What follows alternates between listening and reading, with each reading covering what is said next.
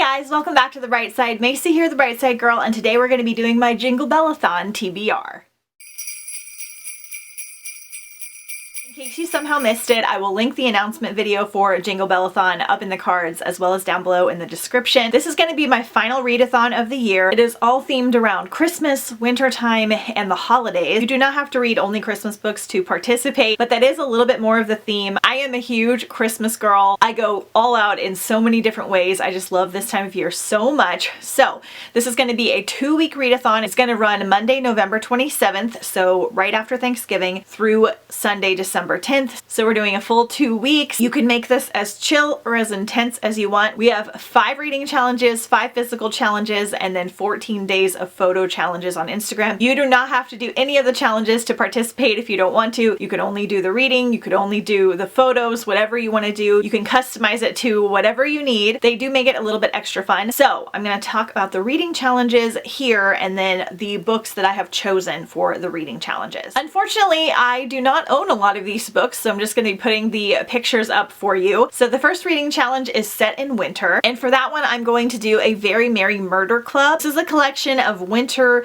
mystery middle grade short stories told by 13 different authors. So I'm assuming we'll have some Christmassy ones in here, some winter thrillers, some murdery ones. Sounds like it will be such a good time. I'm going to try to do one every day of the readathon. Next challenge is lights on the cover. Now for this one you can use whatever you want. You can do Christmas lights, you can do house lights, you can do street lamps, you can do sunlight. It doesn't have to be Christmas lights, but that's kind of what I'm going with. So for this one I am choosing The Christmas Clash by Suzanne Park. I meant to read this one last year and I didn't get to it, so this is a YA holiday story. It is said to be a hilarious holiday rom-com where 2 rivals get together to save their families' livelihoods and Christmas too at the Riverwood Mall. So that's kind of all I know. I kind of want to go in a little bit blind, but it seems like it'll be a really cute good time. Challenge number 3 is going to be short and sweet, so anything that is under 150 pages. So for this one there are so many holiday novellas. You can use the anthologies, so like any short story in an anthology. You can also do a graphic novel, which I didn't mention before. You can do a short audiobook. I think 150 pages is going to be around 5 hours or so, maybe 4 or under. For this one I'm going to do Goblins and Snowflakes by Melanie Karsak. I did one of her other Christmas novellas last year. I think it was her steampunk Christmas Carol retelling, and I really loved it. So this one says, may contain Christmas gnomes. Never bargain with goblin men.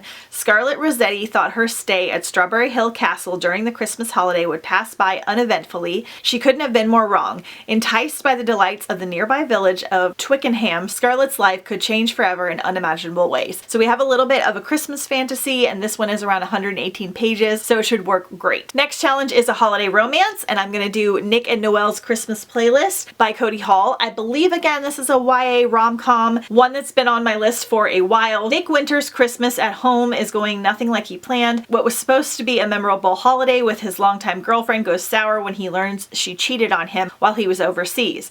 At least Nick can rely on his usual shift at the family Christmas tree farm with his best friend Noelle Carter and her endless supply of Christmas tunes to lift their spirits. A night of fun together is just what he needs to forget about his ex. But then they kiss and it feels so right. So we have like a friends to lovers situation here. I think there are like little songs throughout the book and everything, and it just sounds like it's going to be such a good time. And the last challenge is featuring baking. So basically any book that has some kind of small baking element in there at some point. For this one I'm choosing The Girl with the Pirate Smile. So again, another middle grade novel by Joseph Truitt. So this one is break into an old cookie factory with a mysterious new friend, rob the townspeople to supply cookie ingredients. Will the law catch up with Emma and Penelope before they can get the cookies baked for Christmas? So we have a little bit of a Christmas cookie heist, which sounds absolutely perfect and magical. I especially love middle grade at Christmas holiday time, and the cover of this is so cute and everything, so I'm very excited to get to it. I do have a holiday baking recommendation video that I will link down below. Okay, so there are also 5 physical challenges. I won't go over those here because they're already in the announcement video, but they will be down below in the description. I will not be having a group read